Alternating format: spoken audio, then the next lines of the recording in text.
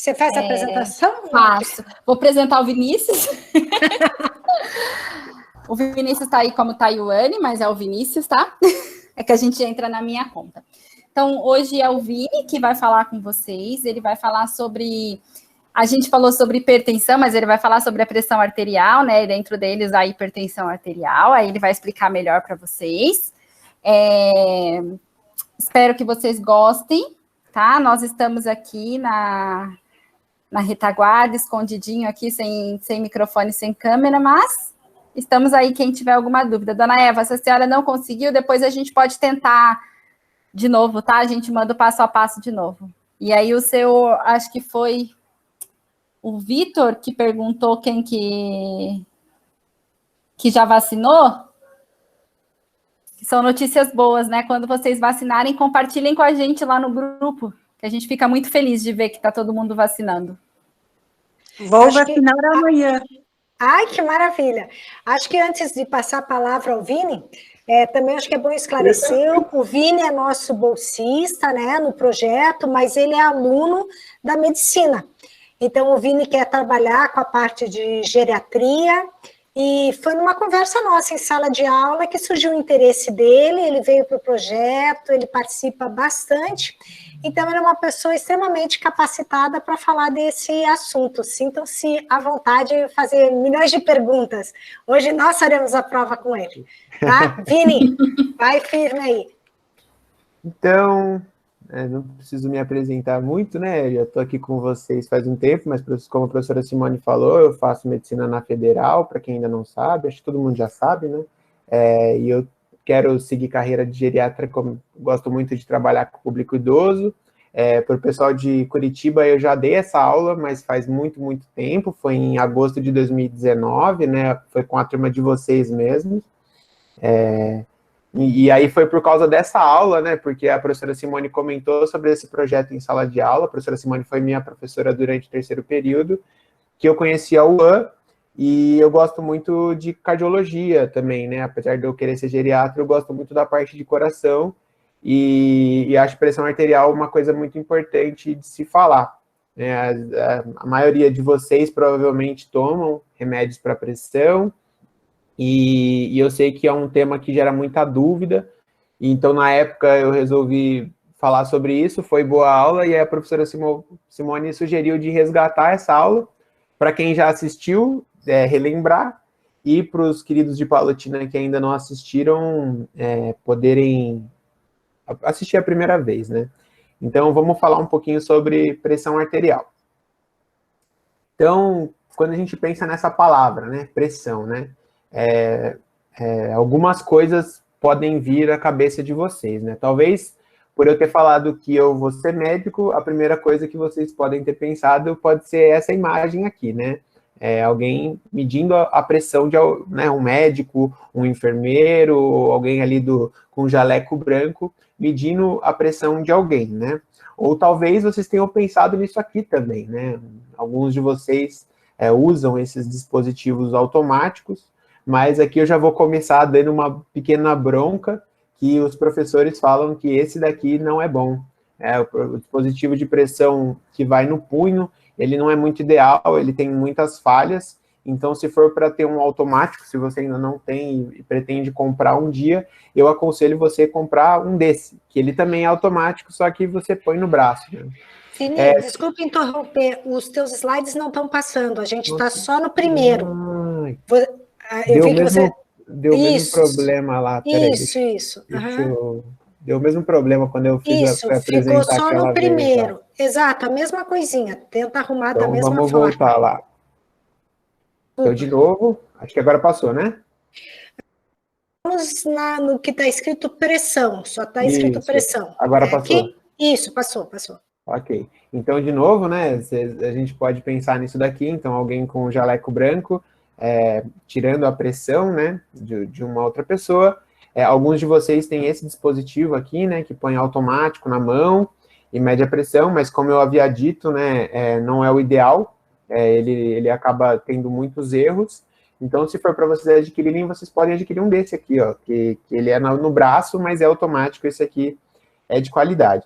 Só que quando a gente fala de pressão, né, essa palavra pressão, outras coisas podem vir à cabeça de vocês também, né? Por exemplo, a pressão do trabalho, né? A maioria de vocês são aposentados, mas já trabalharam muito na vida, né? E devem ter passado por muitos momentos de pressão dentro do trabalho, né? De precisar entregar, de precisar fazer, de não ter tempo. Quando a gente pensa em pressão, alguns de vocês podem ter, né? Os cozinheiros e as cozinheiras podem ter pensado na panela de pressão, né?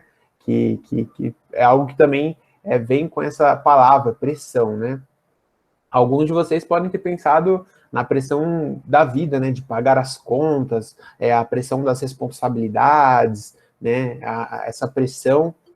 Alguns de vocês podem ter pensado nisso aqui, né? Que hoje em dia, né? Na Covid, Deus me livre, tá aqui, né?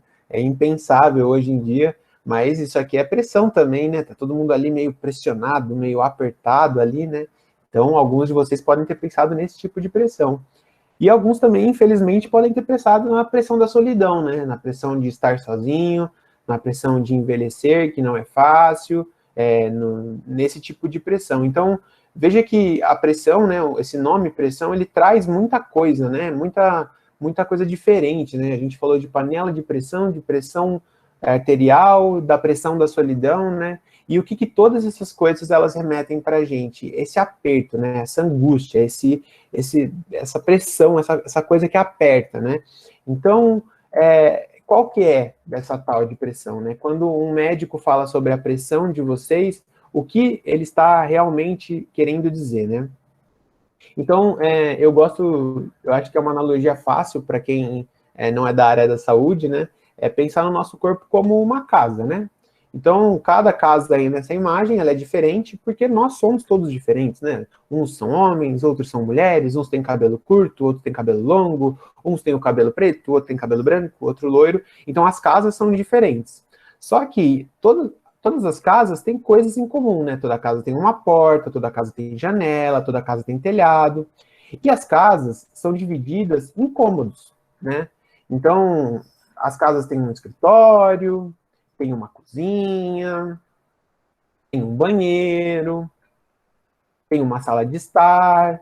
Então, uma casa, um apartamento, ela é setorizada em diferentes lugares, né? Em diferentes sistemas. E por que eu estou falando da casa? Porque o nosso corpo também, né? O nosso corpo, ele também é composto por diferentes coisas, né? Então, aqui a gente tem o nosso corpo, que tem um sistema ósseo, né, esquelético, que é responsável por deixar a gente em pé, por dar postura, por dar rigidez. Nós temos o sistema cardiovascular, que é o sistema que irriga o nosso corpo, que leva o sangue para os lugares. Nós temos o sistema nervoso, que é responsável pela dor, pela consciência, pelos sentimentos. Temos o sistema me fugiu a cabeça agora. Digestório, que é responsável por lidar com os alimentos, né? Fazer os alimentos serem quebrados, excretar o que é aquilo que é ruim. A professora Simone, por exemplo, aqui estão só alguns exemplos. Ela me deu aula de sistema imunológico, né? Se vocês lembrarem lá que a professora Simone explicou para vocês sobre vacina, né? Lembra lá atrás, no começo do nosso projeto virtual, ela ensinou para a gente sobre vacinas. Ou seja, a professora Simone me ensinou na faculdade sobre o sistema imunológico, sobre o sistema de defesa do nosso organismo. Então, da mesma forma que uma casa é dividida em diversos cômodos, né? E cada cômodo tem uma função naquela casa, você não dorme do banheiro e não faz xixi no quarto, né? O nosso corpo também é dividido em vários sistemas, e cada sistema, ele é responsável por uma coisa, certo? E aqui nessa aula especificamente, a gente tem que falar sobre o sistema cardiovascular, né? O sistema circulatório, cardio de coração, né, de cardíaco, e vascular de vasos, né? Então é um sistema composto por um coração e um conjunto de vasos, artérias e veias. Legal, mas e aí, né? Eu falei que eu ia usar a analogia da casa, e hoje a gente vai tratar sobre o sistema cardiovascular. Então, nessa casa hipotética, né, que é a nossa analogia, que é o nosso corpo. O que é o sistema cardiovascular, né? Então, a primeira coisa que a gente pensa, né? Aonde fica o líquido da nossa casa, né? O líquido da nossa casa fica na caixa d'água, né? A gente tem todas as casas aí, ou apartamentos, tem uma caixa d'água ali que é um reservatório, né, de líquido, né? E quando a gente abre a torneira, né, a água escoa dessa caixa d'água para baixo, né? A gravidade ajuda, né? O peso faz a água escoar, né? Então é como se fosse essa figura aqui, né? A gente tem um reservatório aqui, né? E a gravidade empurra essa água para baixo e ela sai na nossa torneira, no nosso chuveiro, na máquina de lavar. E aí, o que seria a caixa d'água do nosso corpo, né? Seria o nosso coração, né? Ali é onde, como se fosse um grande reservatório de sangue. Mas aí começa a primeira grande diferença entre uma casa e o nosso corpo. A casa, a água era empurrada pelo peso, né? A gravidade faz com que a água de dentro da caixa d'água escoa para baixo e ela saia na nossa torneira, no nosso chuveiro. Aqui nós temos um problema, porque o coração fica no meio do nosso corpo. Ele não fica na cabeça igual a caixa d'água. A caixa d'água fica no lugar mais alto da casa. O coração não. Ele fica no meio do corpo. Então, ele tem um problema. Ele tem que vencer a gravidade, ele tem que fazer força para cima e para baixo, né? A nossa caixa d'água tem que só fazer força para baixo, a água só escoa para baixo. E além disso, além do coração ter que fazer força para cima, para atingir a nossa cabeça, para subir em direção ao nosso braço, você tem que pensar também que depois que esse sangue escoa até a ponta do nosso pé, ele tem que voltar tudo de novo, até lá em cima. Então, o sangue que chega na pontinha do dedo do pé, tanto da mão quanto no pé, ele tem que voltar em direção ao nosso coração, né? Então, o nosso coração não é 100% igual a uma caixa d'água, porque o nosso coração tem que ser um músculo, ele tem que fazer força, ele tem que ser uma bomba hidráulica, ele tem que empurrar esse sangue, né? Então, essa já é a primeira grande diferença. Ok. Então, a gente falou que na nossa casa hipotética, o sangue fica ali armazenado, né, na caixa d'água, que é o nosso coração. E aí, na nossa casa, né, essa água está ali naquela caixa d'água, e aí ela tem que chegar até a sua torneira, né, ou até o seu chuveiro, até a sua máquina de lavar, enfim. Como que ela faz isso, né? Através de canos, né? Através da tubulação que está dentro da parede. Então, a água sai ali daquela caixa d'água e ela vai escoar ali por aquele monte de tubo, de conexões, né? E vai chegar até a torneira, até o chuveiro, até a máquina de lavar. E no nosso corpo, como é que é? Nosso corpo são as artérias e as veias, né? Lembra que eu falei que é o sistema cardiovascular. A parte vascular é a parte dos vasos, né? As artérias e as veias, que vão levar esse sangue por todo o nosso corpo, né? Então, ok, a gente já sabe que nessa casa hipotética a gente tem a caixa d'água, né, que é o nosso coração, a gente tem o encanamento, que são os nossos vasos e as nossas artérias, né, nossas veias e nossas artérias. E aí, como é que faz na nossa casa, né, você foi lá, pô, tomou aquele banhão, né, ficou todo limpinho, só que aquela água que você passou por você tá suja, né? Então, na nossa casa, como é que essa sujeira vai embora? Através do sistema de esgoto, né? A cidade é toda conectada por um sistema de esgoto que recolhe, né, a água do vaso, a água do chuveiro, a água que você limpou a mão, a água que lavou a sua roupa, por esse sistema de encanamento de esgoto, que, enfim, vai ser tratada e depois depositada num rio para recomeçar o processo. E como é que é no nosso corpo, né? No nosso corpo, nós temos os nossos rins, né? Que são 2, né? Cada um de nós nascemos com 2 rins. E eles são como se fosse o nosso sistema de esgoto, né? Então, o sangue passa por o rim e ele filtra o que é bom ele deixa dentro do sangue, e o que é ruim, a gente vai lá e faz xixi, né? O nosso xixi seria como se fosse o grande filtro desse sistema vascular, desse sistema sanguíneo, né? E beleza. Então, eu entendi, Vinícius, eu entendi que a gente está fazendo uma analogia da casa com o nosso corpo, que o coração é a caixa d'água do nosso corpo, que as minhas artérias e as minhas veias são os canos do nosso corpo, né? E que meu rim, ele é como se fosse o esgoto do nosso corpo. Mas até agora você não falou nada de pressão, né? Entendi, mas e a pressão? Então, se você pensar que o cano da sua casa está sob muita pressão, né, tem muita água ali dentro, o que acontece? Estoura o cano, né? E aí aquele corre-corre, água para tudo quanto é lugar, fecha o registro, né? É um problemão, né, dentro da nossa casa, se estourar um cano, né? E aí a gente faz o quê com o cano estourado? A gente vai lá e substitui, né? A gente chama uma pessoa, um encanador, né? Fecha lá o registro para parar de vazar a água. Ele vai lá, vai tirar o cano que tinha um problema e vai colocar um cano novo no lugar. Mas vocês têm de concordar comigo que não dá para fazer isso no nosso organismo, né? Imagine, se cada vez que a gente causar algum problema nos nossos vasos, a gente fosse ter que substituir esse vaso, imagina o quanto de cirurgia a gente não ia ter que fazer, né? O quanto de vaso a gente não ia ter que trocar, né? Então, eu bati lá o meu braço com força, nossa, bati na pia lá e ficou aquele roxo, né? Aquele negócio, aquilo lá é o sangue que saiu de um vaso. Quando o nosso corpo, né, a nossa pele fica roxa, tem aquele hematoma, aquilo nada mais é do que o sangue que estava dentro daquele vaso e naquela pancada forte, aquele vaso estourou e aquele sangue saiu. O sangue é vermelho, a pele é mais, né, amarelada, enfim, essa sobreposição de cor dá aquele tom arroxeado, que depois de um tempo o nosso corpo vai limpando, limpando, limpando e volta ao normal. Então você vê que no nosso corpo a gente não pode ter um encanador, né? A gente não pode, para qualquer coisa, abrir o paciente lá, ir lá na mesa cirúrgica, o médico ir lá rasgar vocês inteiro para remendar esses canos. Então o que acontece no nosso corpo? Isso aqui é como se vocês tivessem, pensem num vaso, certo? E eu corto ele no meio, assim, ó, de longe. Estou mostrando eles para vocês. Então, essa parte vermelha aqui é a parede da direita, essa parte vermelha aqui é a parede da esquerda. E aqui no meio é como se fosse onde o sangue corre.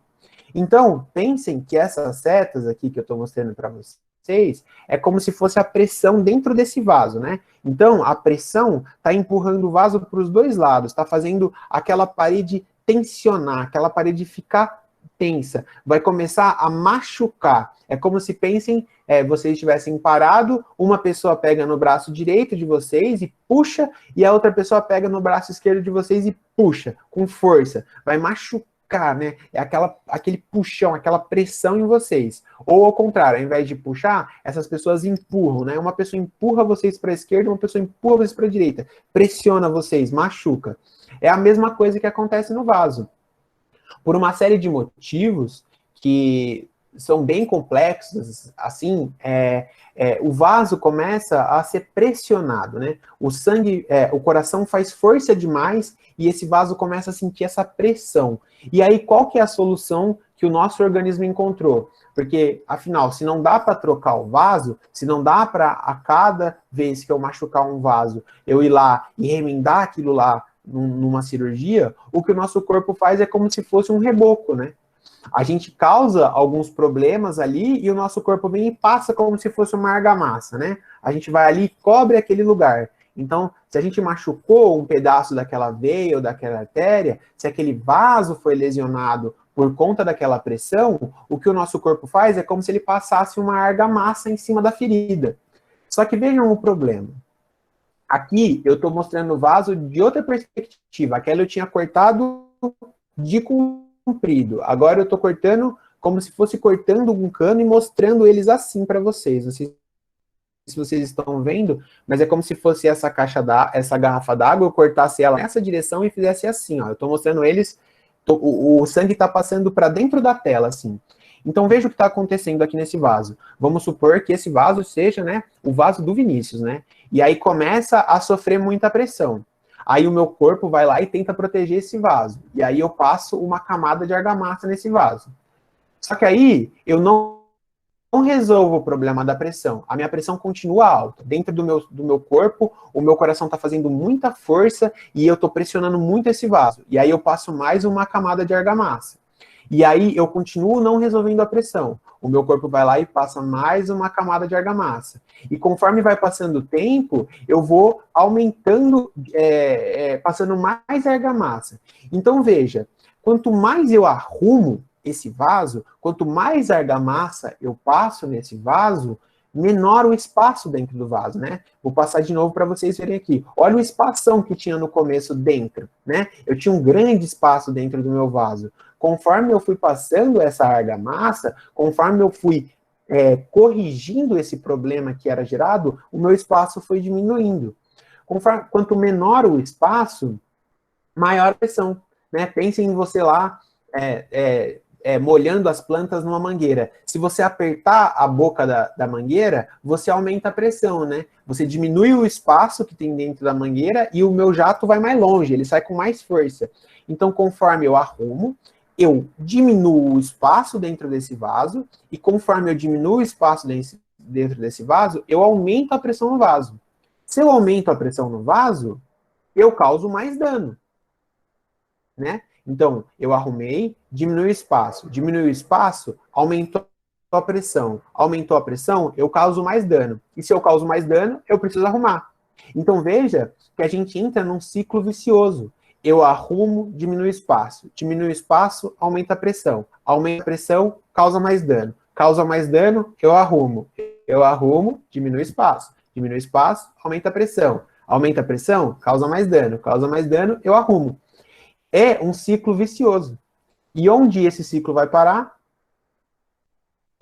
Uma hora, essa pressão vai ser tão grande que eu vou estourar esse vaso. E o que significa estourar o vaso? Estourar o vaso pode ser um monte de coisa, por exemplo, um infarto, né?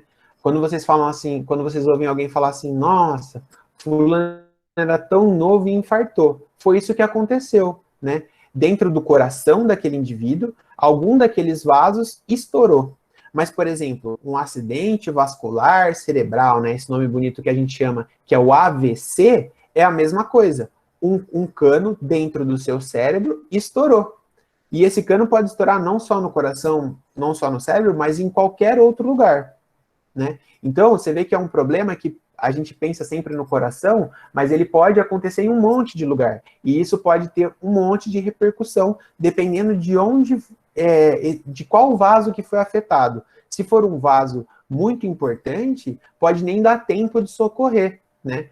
Às vezes, se um vaso estoura e você não está no hospital, não dá tempo de socorrer, né? A chance de morrer é muito alta. Então, vê que problemão, né? A hipertensão arterial, ela é esse problemão porque ela não dá sinais, né? Todo esse processo que eu descrevi aqui, de arrumar, de diminuir o espaço, da pressão, do dano, a gente não sente nada disso. Isso é tudo muito silencioso, né? Não é que a gente, nossa, estou sentindo um incômodo aqui. Não, eu não tenho nada e amanhã, bum, o meu vaso estoura, né? E ela pode causar muitos problemas.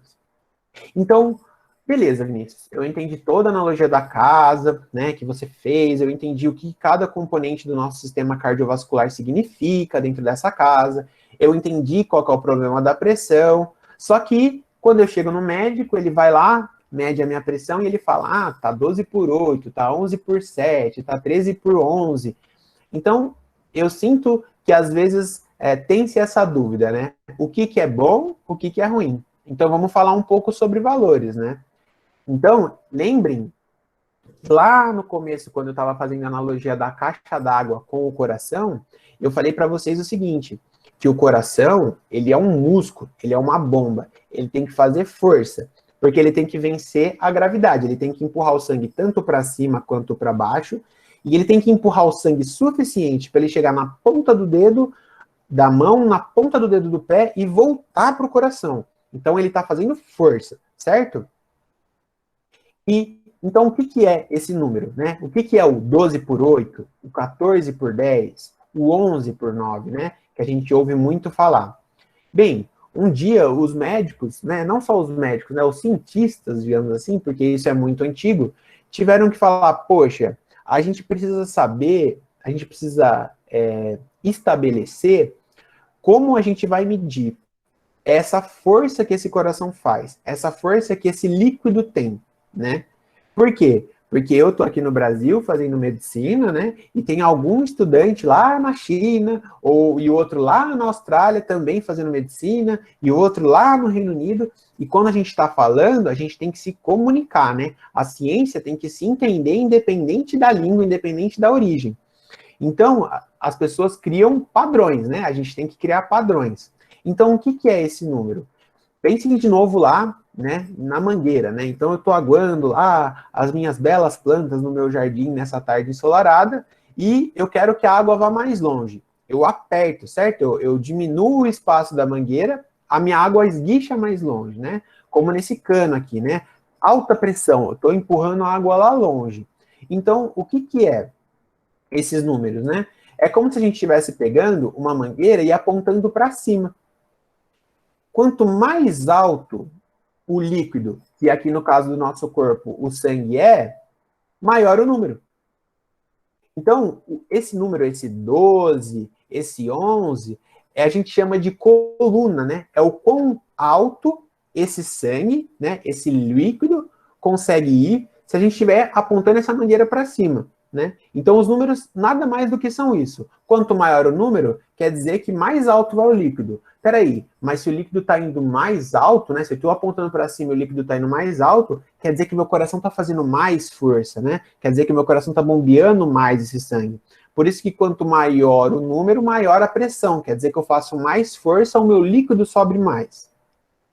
Legal. Eu entendi o que é o número agora. Então, o número quer dizer, digamos, o quão forte meu coração está batendo, o quanto eu estou contraindo esse coração, né? O quanto esse músculo está trabalhando, essa bomba está empurrando para frente. Só que onde a gente deve estar, né?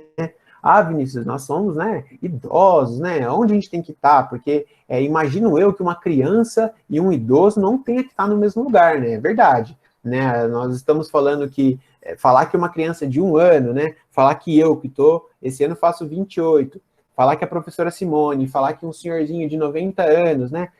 Tem que estar no mesmo lugar. Não, né? Cada etapa da nossa vida, a gente tem que estar em valores ótimos, né? Valores adequados. E onde, né? Os idosos devem estar, né? Então, quando a gente fala do primeiro número, né? O ideal é vocês estarem entre 14 e 11.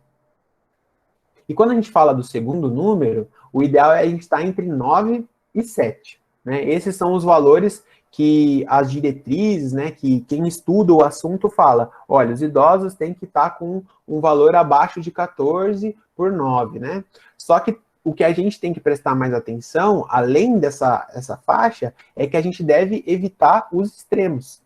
Um 8 por 4, Vinícius, 8 está abaixo de 14, 4 está abaixo de 9, então tá ótimo? Não, porque aí a sua pressão está muito baixa, né? Também não pode, a pressão está muito baixa. Se a pressão está muito baixa, o sangue não consegue voltar para o coração, né? O sangue chega lá na ponta do dedinho do pé e não dá conta de voltar, porque falta força. Ou o contrário também, a gente não pode estar com 17 por 12 também, porque a pressão está muito alta, né? A chance de alguma coisa ruim acontecer no sentido de estourar é grande. Ah, entendi então. Então agora todo dia eu vou medir minha pressão e quer dizer que se um dia minha pressão tiver 15 já era, ou quer dizer que se um dia minha pressão tiver 10 já era. Não, né? Isso aqui que eu tô falando para vocês é mais ou menos a média. Mas o que é sempre importante ressaltar, né? Cada indivíduo é um indivíduo. Por exemplo, se você tem diabetes, você tem que tomar um pouco mais de cuidado com a sua pressão, né? Ah, não, eu não tenho diabetes, eu sou ativo, talvez a minha pressão é mais tranquila, então talvez eu não preciso me preocupar tanto. Mas quem que vai dizer isso? Vai ser eu? Não, vai ser o seu médico, né? É importante sempre, né, anualmente, buscar marcar um cardiologista, seja na UBS, na Unidade Básica de Saúde, pertinho da sua casa, seja quem tem condição de ir no privado, mas sempre ir ao médico, porque é ele quem vai falar, caso a caso, aonde você tem que se encontrar, qual é a sua pressão ótima, o que é bom para você. Lembra que lá no começo, quando eu falei das casas, eu falei que cada casa é diferente. Então, cada um de nós temos especificidades. Cada um de nós, né, somos diferentes. Então, acreditar que a nossa pressão tem que ser igual para todo mundo, não é bem assim. Então, quando eu falo que o primeiro número tem que estar entre 14 e 11, e o segundo número tem que estar 9 e 7, isso não é uma regra, e cada caso muda, né? Tem gente que tem um valor mais estreito, tem que estar mais entre 12 e 11, não pode sair dali. Tem gente que pode estar um pouquinho maior. Eu tenho uma condição clínica melhor. E quem vai dizer isso é sempre o médico. Tá?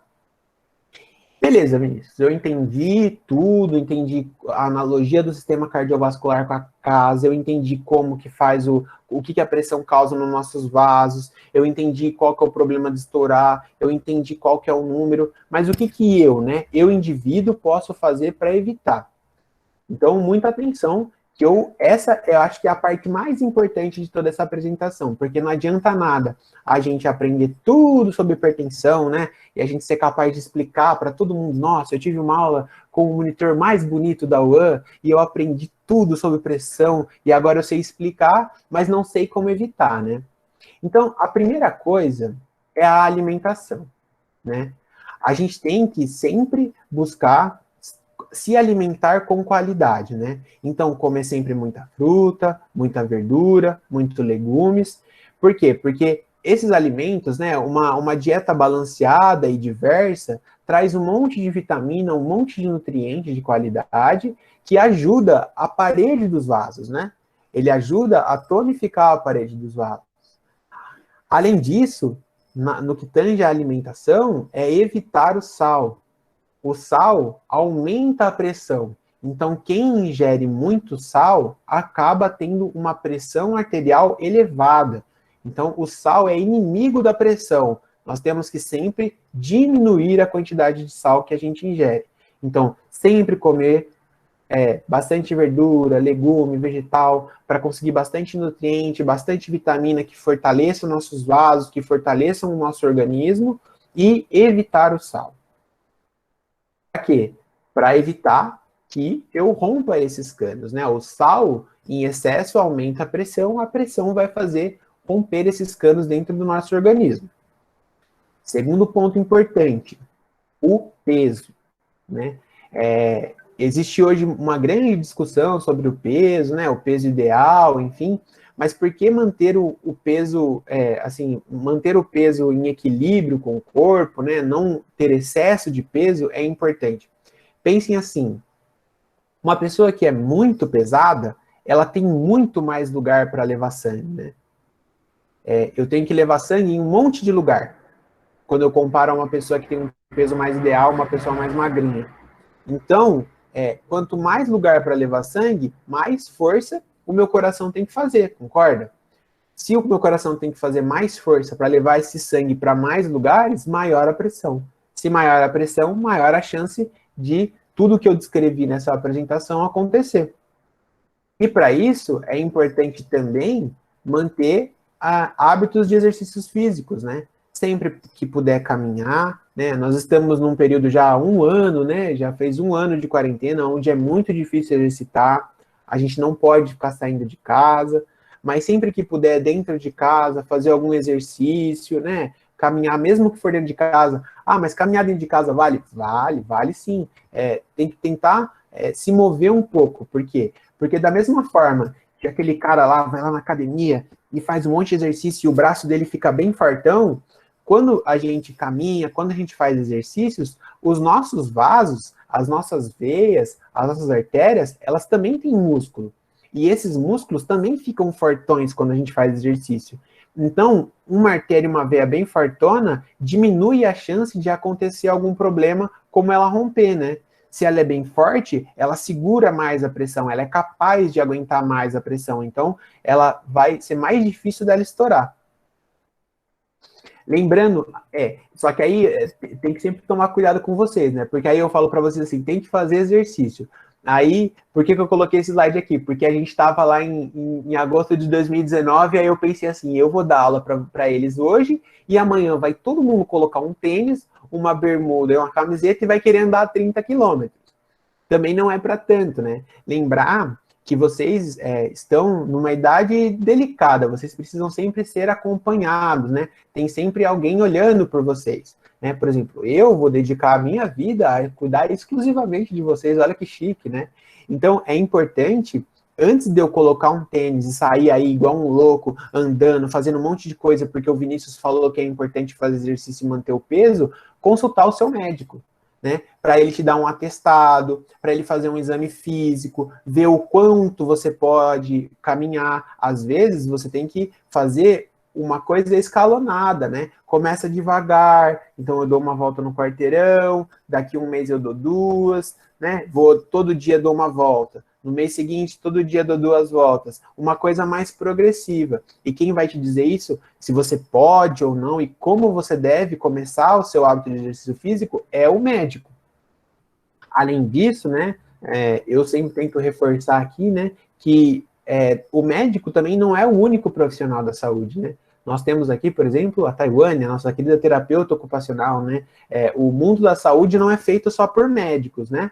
Então, nós temos também os profissionais de educação física, né? Que são pessoas que estudam o exercício, né? Sempre que possível, eu vou começar a fazer academia, né? Vamos pensar quando a pandemia acabar. A pandemia acabou, o Vinícius falou que é importante cuidar da saúde, então eu vou cuidar da saúde. Eu vou na academia. Conversar com o professor da academia. Aquele professor da academia, ele estudou 5 anos na faculdade para ser instrutor ali, para conhecer o exercício físico. Ele vai ser capacitado a falar assim, olha, dona Maria, olha, seu João, tem que começar devagarzinho, coloca essa velocidade, vamos andar por tanto tempo, né? São pessoas que estudaram isso, né? Estudaram o exercício físico. Então, também é muito importante ser acompanhado por esse tipo de profissional. A terceira coisa importante, é proibido fumar e é proibido abusar do álcool, né? Sobretudo, o cigarro. Infelizmente, né, a geração de vocês perdeu a guerra contra o cigarro, né? Na geração de vocês era chique fumar, né? Tinha lá aquelas propagandas do Marlboro e o cara bem forte em cima do cavalo, correndo por os campos, né? E fumar era bonito, fumar era chique, né? Podia fumar dentro do avião, olha só que loucura, né? Um lugar fechado e podia fumar. Eu acho que demorou muito tempo para os médicos perceberem, né, o quão mal fazia o cigarro, né? E aí eu acho que a minha geração é uma geração que começou a vencer a guerra contra o cigarro, e eu acho que a geração dos meus filhos e dos meus netos vão terminar de vencer essa batalha, né? Porque fumar faz muito mal para o organismo inteiro e também para os vasos, né? A gente, quando uma pessoa fuma, ela está levando para dentro do organismo um monte de toxinas, né? Um monte de coisa que o seu corpo não consegue processar e que não é natural para o seu corpo. Por exemplo, dentro de um cigarro tem pólvora. Pólvora é feito para atirar, né? É para estar dentro de uma arma, não para estar dentro do seu organismo. E está ali no cigarro. Esse monte de toxina acaba causando uma inflamação, né? A gente inflama o corpo quando a gente fuma. E essa inflamação também acontece nas artérias e nas veias. Então, os vasos inflamam. E a inflamação fragiliza o vaso, né? Então, quando eu fumo, eu inalo toxinas, essas toxinas entram no meu corpo, elas geram uma inflamação vascular, e essa inflamação dos vasos fragiliza os vasos. Se eu tenho um vaso frágil, eu estou mais predisposto, né? Eu estou mais suscetível aos problemas da hipertensão. E é importante lembrar que sempre há tempo. Vinícius, mas eu tenho 70 anos e eu fumo desde os 15. Não dá mais tempo, não adianta mais parar de fumar. Adianta. Vários estudos mostram que ao longo do tempo, quem para de fumar, o corpo é capaz de se regenerar, né? O corpo é capaz de voltar cada vez mais, quanto mais tempo você deixa de fumar, ao seu estado natural, ao seu estado saudável. E eu também sei que para quem tem o hábito de fumar há muitos e muitos e muitos anos, não é fácil, né? O cigarro passa a ser um hábito, um convívio, né? É algo que é maior do que a gente. Mas aí eu volto a reforçar o papel do médico, né? Hoje, existem vários métodos muito eficazes para se parar de fumar, né? Métodos que auxiliam a progressivamente você largar o cigarro, tanto no sentido psicológico, né, porque afeta muito a nossa mente, quanto no sentido fisiológico, né, quanto no sentido da dependência da substância mesmo. Então, sempre há tempo de parar de fumar, e se você tem essa vontade, que é importante ter, e não consegue, procure um médico, né? A gente estuda para isso, para ajudar vocês, e com certeza né, ele vai te ajudar nesse processo. E quarto, sempre visitar o médico, né, sempre estar em contato com o seu médico, de todas, né, desde o cardiologista, o nefrologista, o neurologista, porque eles são as pessoas que, né, nós gastamos aqui 10 anos na faculdade para se formar, e depois a gente estuda mais o resto da vida, né? Uma profissão ingrata ser médico, porque a gente nunca, quer dizer, eu gosto de estudar, então para mim tá tudo certo, mas você tem que estudar para o resto da vida, porque todo dia estão descobrindo coisas novas, né? E o ideal é sempre você ter um médico centralizador, né? Como assim, Vinícius? Cada vez que vocês vão no médico, eles dão um remédio para vocês, né? E aí é engraçado porque vocês não lembram os nomes, né? Porque é óbvio, os nomes são tudo difícil. Amoxicilina, clopidogrel, é tudo nome, né? Não podia ser A, B, C, né? Tem que ser nome difícil. E aí vocês chegam lá, né, no cardiologista e ele pergunta assim, Dona Joana, você toma remédio? Aí você fala, sim, doutor, eu tomo remédio todo dia. Aí ele fala assim, ah, é? E que remédio a senhora toma? Aí você responde assim para ele, doutor, é um remédio assim, pequenininho, branquinho, que tem um risco no meio. Eu tomo também um que é compridinho amarelo, assim. Ah, e tem um que ele é meio escurinho, assim. Falou, e o médico não sabe, né? Por quê? Porque vocês vão no cardiologista, eles dão um remédio. Vocês vão no gastro, eles dão um remédio. Vocês vão no neurologista, eles dão um remédio. De repente, vocês que estão na terceira idade, que têm que tomar alguns medicamentos para manter algumas funções do organismo, estão tomando 5, 6 remédios por dia, todos os dias. E o que eu quero dizer com um médico centralizador? Um geriatra, por exemplo, pode ser um médico. Você tem que ter o seu médico, o médico que conhece tudo sobre você, né? E quando você for nesse médico, vamos supor que seja eu, o geriatra, vocês têm que falar, olha, doutor, o cardiologista me deu esses remédios, o neurologista me deu esses remédios, o gastro me deu esses remédios. Por quê? Porque às vezes um remédio interage com o outro. E às vezes o cardiologista não sabe que você está tomando um negócio que o neurologista te deu, que interfere num negócio que o gastro te deu. Então vocês precisam adotar na vida de vocês um médico centralizador, um médico que conheça todos os seus remédios. Vinícius, mas então eu tenho que decorar os nomes dos remédios? Não. Antes de sair de casa, antes de ir na consulta, anota.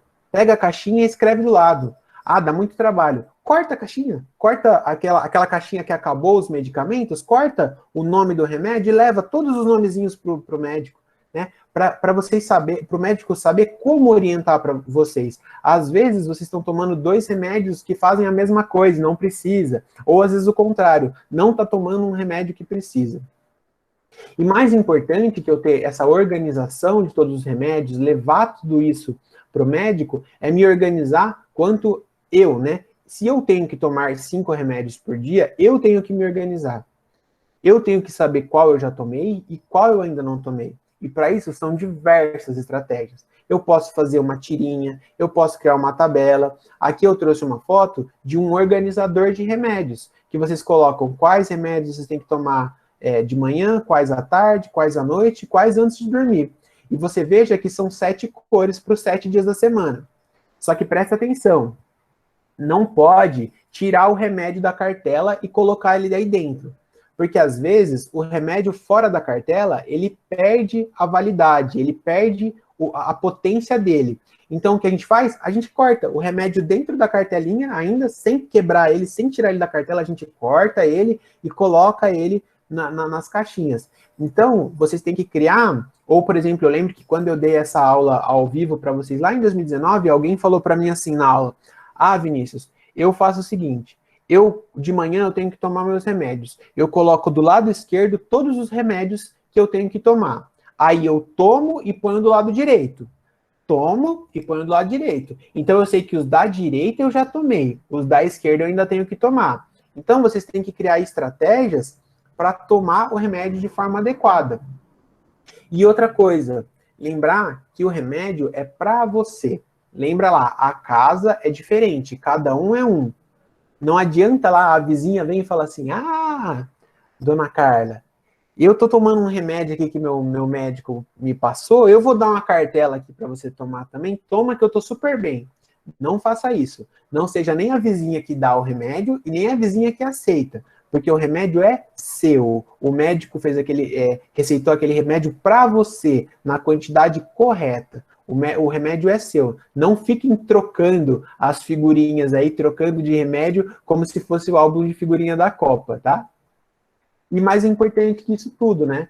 É sempre viver bem, sempre viver ao lado das pessoas que vocês amam, porque ter uma vida feliz, uma vida saudável, é sempre bom, mantém a gente calmo, mantém as nossas pressões lá embaixo, né? E a gente fica super saudável. E era isso que eu tinha para falar para vocês. Vamos ver se vocês entenderam tudo e se vocês têm alguma pergunta. Mas eu tô tomando remédio, a minha pressão tá boa, por que eu tenho que continuar tomando, né? Existe uma diferença quando a gente fala de doença. Existe uma doença que a gente chama de aguda, e existe uma doença que a gente chama de crônica. A doença aguda é como se fosse uma sinusite, por exemplo. A sinusite, né, a gente inflamou aqui, aí dá aquela dor de cabeça, aí a cabeça fica pesada, né, ela é rápida, né, ela de repente acontece. Aí para uma doença aguda, o que o médico vai lá e faz? Te dá um antibiótico.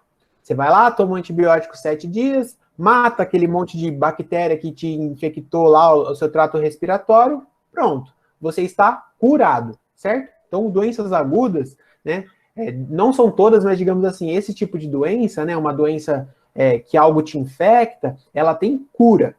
A doença crônica, nem sempre ela tem cura. Às vezes pode até ter, mas, por exemplo, uma pessoa que tem diabetes, hoje a gente não tem cura para diabetes, né? Uma pessoa não é diabética e de repente ela deixa de ser diabética. Se ela nasceu diabética ou ela se tornou diabética ao longo da vida dela, ela vai continuar sendo diabética. E aí, quando é uma doença crônica, o que a gente faz? A gente trata, né? A gente nunca vai conseguir curar a diabetes. A hipertensão é a mesma coisa. Quando você tem hipertensão, quando você é diagnosticado com hipertensão, ela é uma doença crônica. Por mais que a gente faça, ela vai sempre estar lá. Então, a gente trata. E tratar é o quê? Manter lá a pressão naqueles níveis que eu falei para vocês.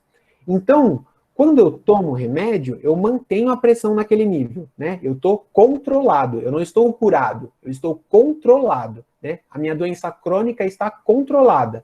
Se eu paro de tomar esse remédio, como ela é uma doença crônica, como eu não estou curado, eu estou controlado, ela descontrola. E aí eu saio daqueles valores.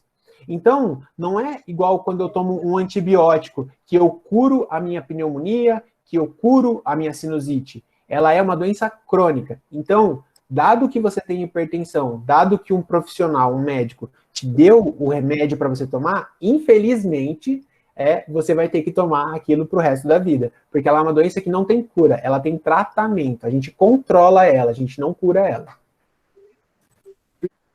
Também estão perguntando se a panturrilha pode ser considerada um segundo coração. Sim, a panturrilha pode ser considerada um segundo coração pelo seguinte motivo, né?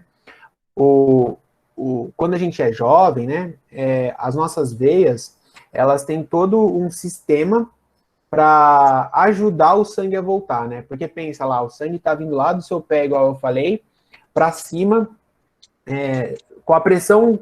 Então, veja, o meu coração fez pressão, o meu sangue saiu, foi lá embaixo, e aí ele tem que voltar tudo pro coração. É difícil, né? Longe, né? Eu tenho 1,86, então imagina, o meu coração deve estar mais ou menos 1,70 m, 1,60 m, então o meu sangue tem que descer e subir 1,60 m contra a gravidade, né? É difícil. Então, por que a panturrilha é como se fosse um segundo coração? Quando a gente caminha, então pensa, ó, essa minha mão, não sei se todos me veem, mas essa minha mão aqui é o chão. E aqui é o meu pé. Quando eu faço o processo de caminhar, a hora que eu vou tirar a frente. Quando a panturrilha contrai, nesse processo de caminhar, ela aperta a veia. Ela causa pressão nessa veia que está com o sangue dentro voltando. Então, veja, é como se fosse a mesma coisa que o coração. O nosso coração contrai, e como ele contrai, ele diminui o espaço dentro dele e o sangue sai para frente. A panturrilha faz a mesma coisa. Ela contrai, e o sangue que está dentro daquela veia é empurrado para cima. Então, por isso que caminhar é importante para eu manter a minha circulação efetiva. E aí, olha que curioso. O que é a varize? A varize é quando a minha veia já não é capaz, ela já não é muito boa nesse sentido de empurrar esse sangue para cima e o sangue começa a voltar. Se o sangue começa a voltar, eu começo a fazer pressão na parede dessa veia e ela começa a ficar tortuosa.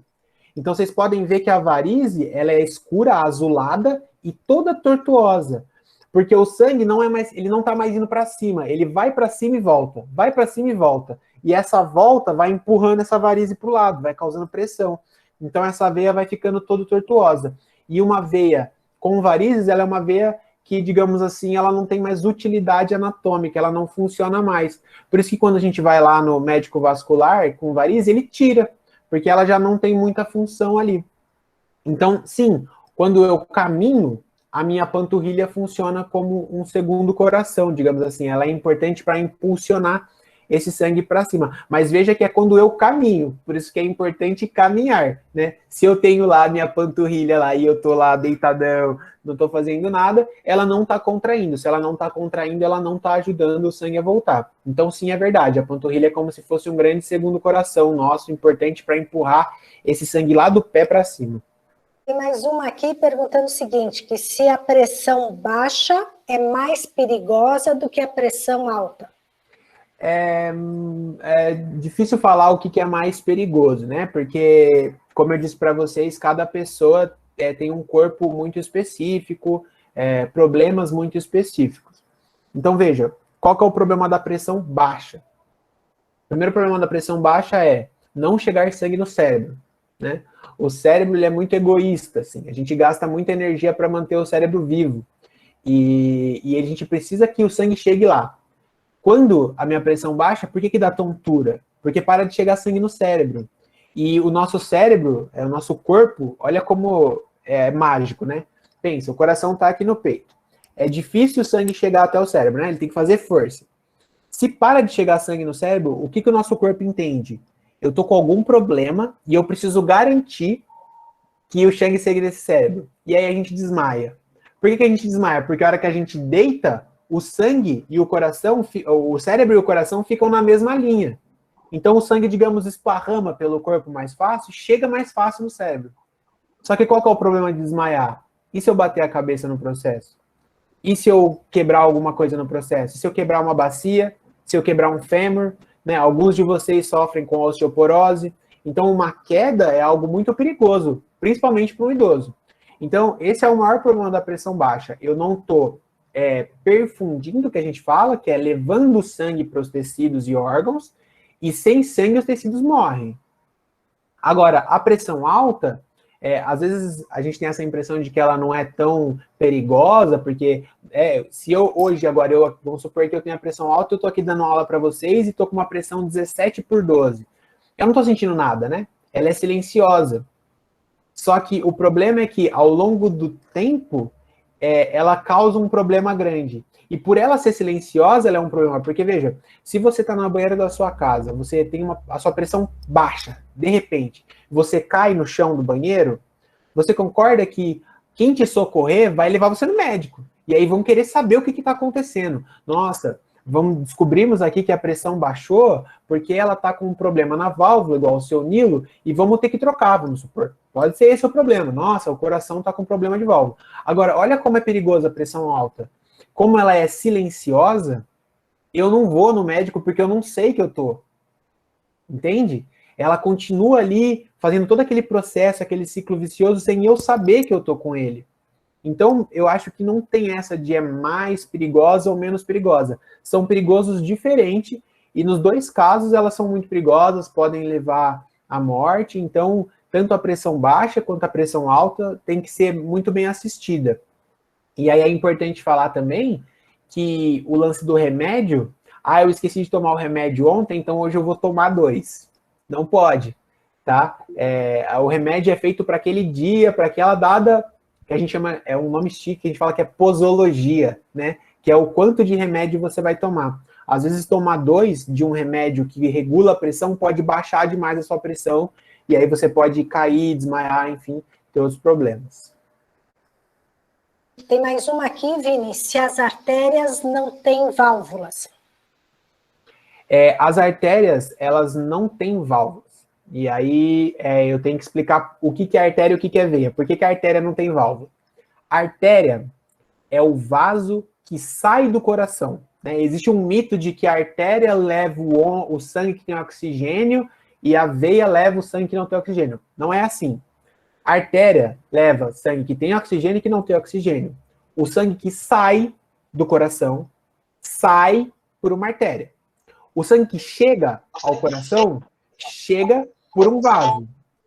Então, o que acontece? Por que a artéria não tem válvula?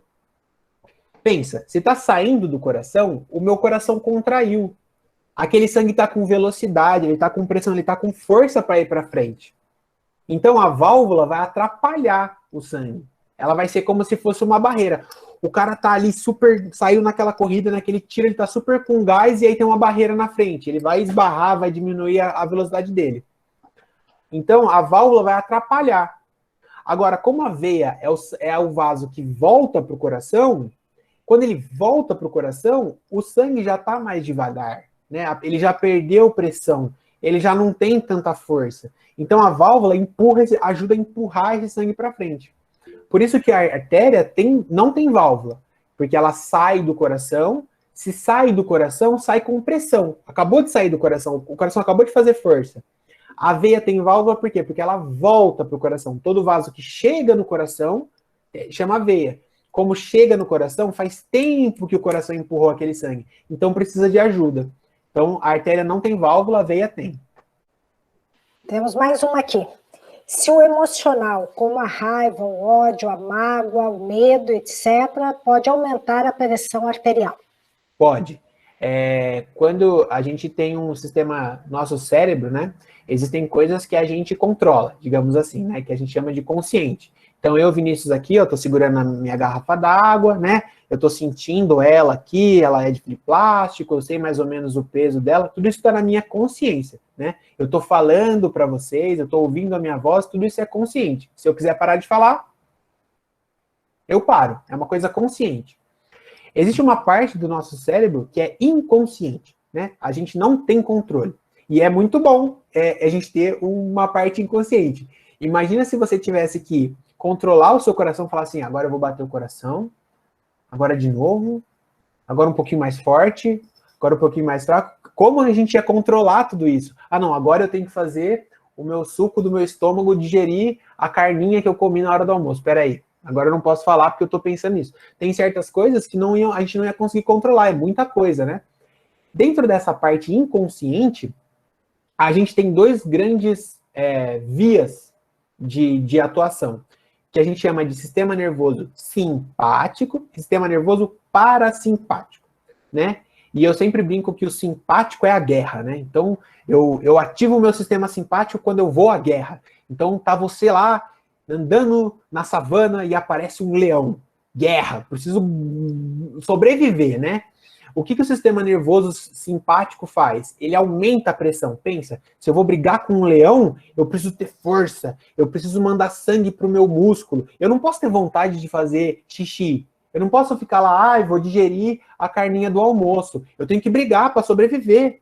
E o sistema parasimpático é o sistema da calma. Eu estou em casa aqui, vendo uma série, eu acabei de tomar um cafezinho, comer um pãozinho, chegou a hora de eu digerir as minhas coisas, né? Então agora eu vou no banheiro, eu tô super tranquilo. Legal, eu entendi, Vinícius, que tem um sistema simpático e o parasimpático. Então, esse sistema simpático, que é esse sistema que eu brinco que é a da guerra, né? Ele aumenta a pressão, porque ele é ativado no momento de sobrevivência, no momento de estresse, no momento de raiva. E olha que inteligente, né? A evolução fez isso com a gente, né? Então, quando a gente era lá os nossos antepassados viviam lá na savana, em cima das árvores, quando chegava a hora de brigar contra o leão, eles tinham que ter força, eles tinham que ter pressão. Então, o nosso corpo desenvolveu esse sistema.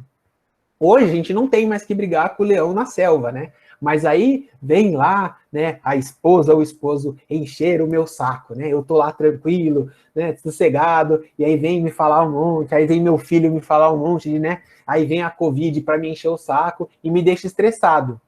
E isso ativa o meu sistema nervoso simpático, né? O seu corpo entende como se fosse uma guerra, né? Eu vou matar o meu marido, eu vou matar a minha esposa, né? Eu estou com raiva do meu filho, né? Eu estou estressado. E aí o seu corpo entende como se fosse o leão na savana, né?